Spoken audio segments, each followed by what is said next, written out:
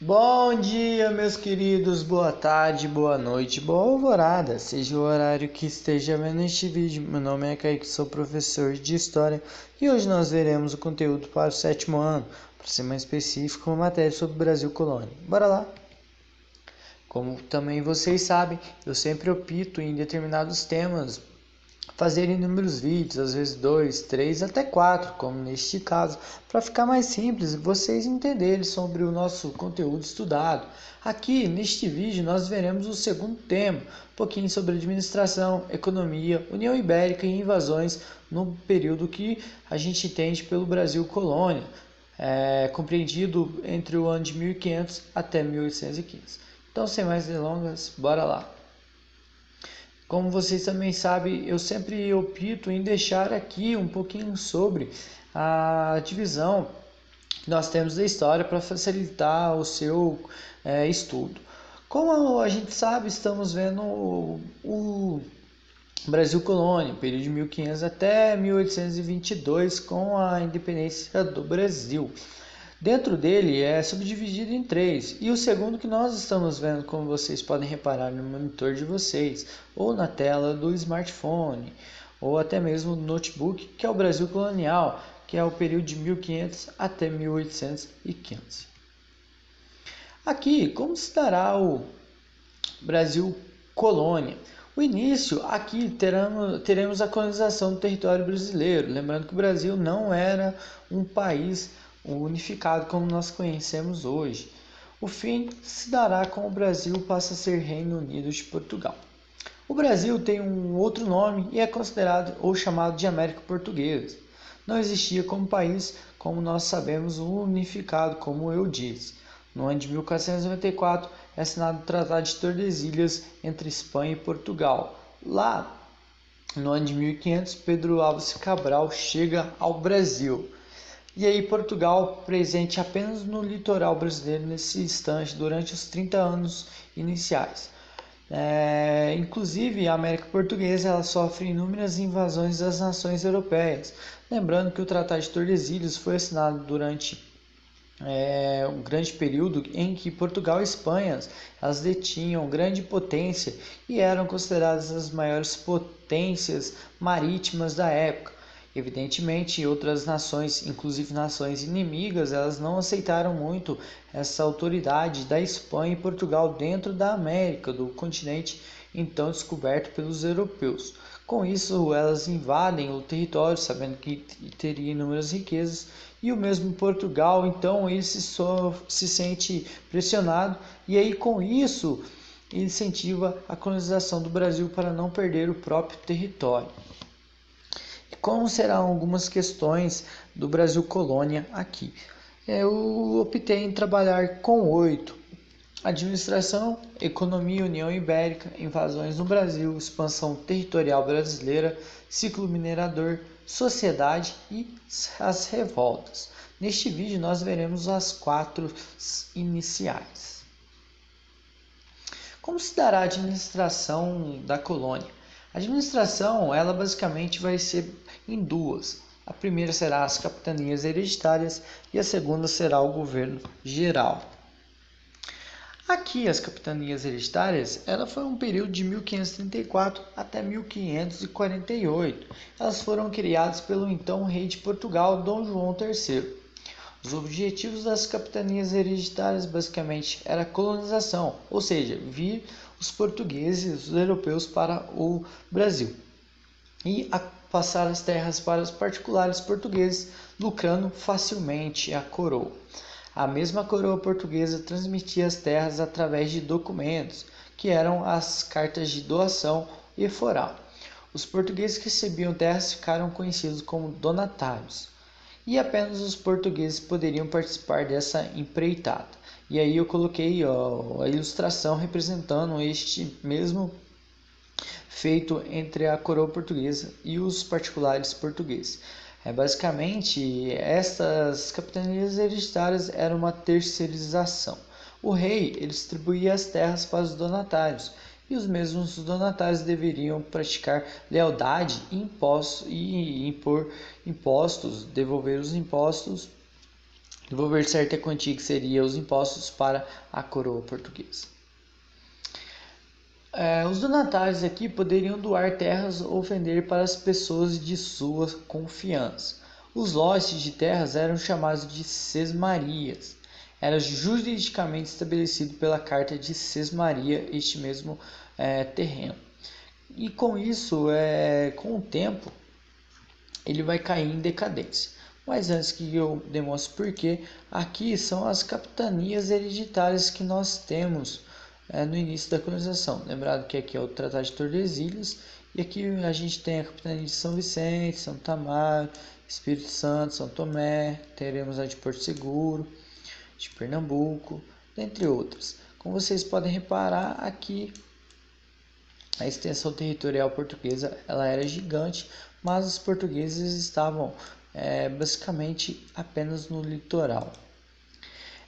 Como eu disse, essa mesma capitania hereditária ou as capitanias hereditárias elas caíram em decadência.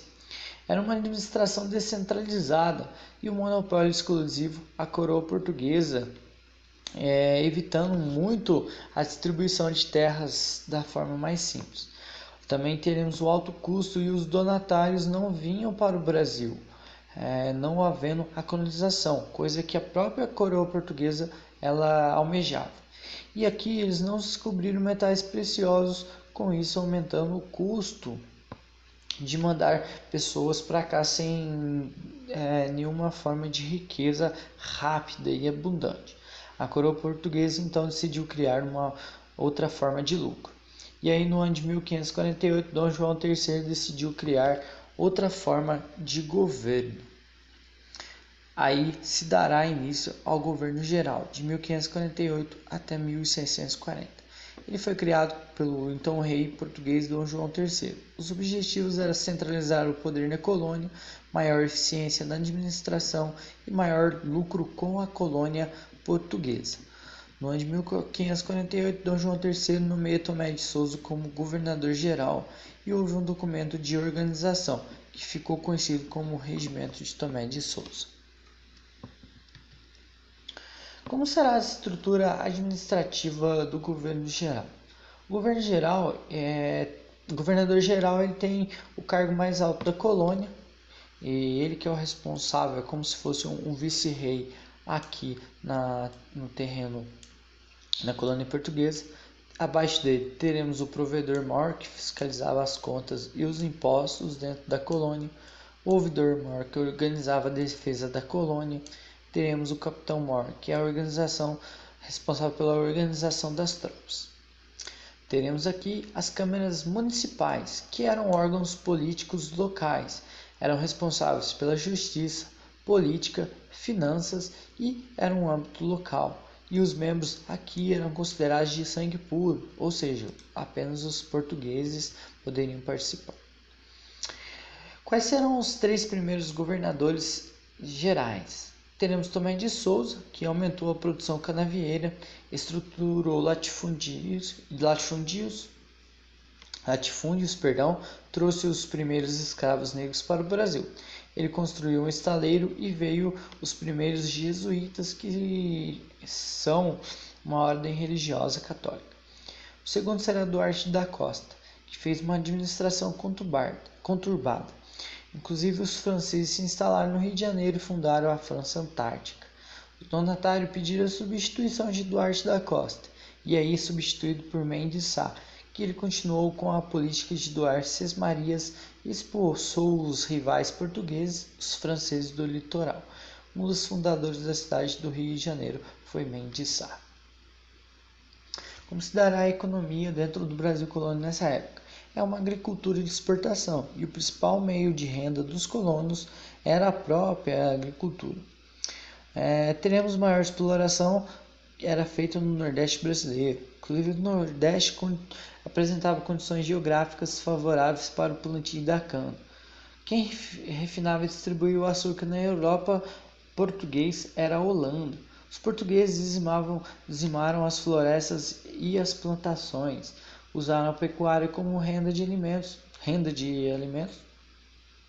ou fonte e usava mão de obra escrava que era indígena. Inclusive, o Nordeste ele apresenta grande parte de seu território geográfico seco por conta dessas empreitadas que os portugueses fizeram, derrubando inúmeras matas e grande parte da Mata Atlântica. Considerar a União Ibérica foi um período de 1590 basicamente até 1640 ou 1580. A definição é: a União Ibérica será a união das duas coroas e possessões dos reinos de Portugal e Espanha.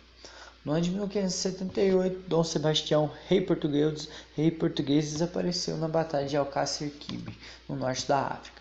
Dom Sebastião não tinha filhos e o trono português ficou vago. O cardeal Henrique, que era seu tio, assume o trono e morre depois, velho. No ano de 1580, Filipe II, rei da Espanha e primo de Sebastião, invade Portugal com 20.000 soldados. Assume o trono português, tornando-se Filipe I de Portugal e Filipe II da Espanha. Deixa de existir o Tratado de Tordesilhas e aumentou a expansão do território brasileiro. E aí os colonos portugueses buscam metais preciosos dentro dos territórios e ainda desconhecidos por eles. Os portugueses no início gostaram por aumentar territórios, porém herdam os inimigos da Espanha. No ano de 1595, a Holanda era o centro comercial do mundo e rival da Espanha. Com isso, a Holanda era grande aliado comercial de Portugal e torna-se inimiga.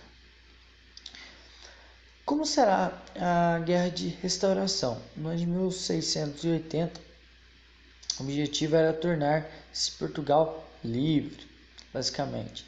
E aí a Espanha versus Portugal, 1640, pela editação. Portugal ele tem o apoio da Inglaterra e tem a vitória. Com isso, Portugal toma inúmeras terras espanholas. Como vocês podem reparar, eu coloquei uma imaginha aqui de início, a linha em preto na vertical é o Tratado de Tordesilhas, o verde é o território português. Com o Tratado com a União Ibérica, o Tratado de Tordesilhas ele deixa de existir. E esse todo o território em verde mais claro, Portugal ele toma da Espanha. Como serão as invasões do Brasil? O comércio na América era muito lucrativo e as principais invasões serão duas: as invasões holandesas e as invasões francesas, que nós veremos à frente um pouquinho superficialmente de cá. As invasões holandesas, aqui no caso a Holanda era inimiga da Espanha e aliada comercial de Portugal. Com a União Ibérica, Portugal rompe ligações com os rivais espanhóis. A Holanda invade o Nordeste brasileiro por ser possessão espanhola, e aí o nosso território, a América Portuguesa, então sofre duas invasões. A primeira da Holanda em 1624 durou um ano e a segunda da Holanda de 1630 até 1654 durou 24 anos e fundaram a colônia da Nova Holanda. Administrado por Maurício de Nassau, holandês, ele urbanizou o Recife, deu liberdade de culto às pessoas, apoiou artes, entre outras coisas. No ano de 1645, Maurício de Nassau teve que voltar para a Europa. E aí, em 1654, surge a insurreição pernambucana, é a expulsão dos portugueses, dos holandeses do Nordeste pelos portugueses. A Holanda, com isso, leva a cana-de-açúcar para as Antilhas que eram suas colônias, que era sua colônia na América Central. Aqui nós temos uma obra que é a Batalha de Guararapes, que os holandeses perderam para os portugueses, e aí feita pelo pintor Vitor Meirelles. Como serão as outras invasões no Brasil? Teremos as invasões francesas, que aqui a Guerra dos 100 Anos ela atrapalhou a França nas grandes navegações. Houve várias invasões no Brasil. As principais invasões: a França Antártica, que eles invadem o Rio de Janeiro, fazem aliança com os índios locais e foram expulsos por Mendes Sá e os jesuítas. A França Equatorial: eles invadiram o Maranhão e construíram um forte com o nome de São Luís, e expulsos fugiram para o norte, fundando a Guiana Francesa. Portugal, com as invasões, decidiu construir cidades e interiorizar o Brasil com medo de perder. E assim eu fecho, espero que vocês tenham gostado. Qualquer dúvida eu estarei à disposição e até a próxima aula. Tchau!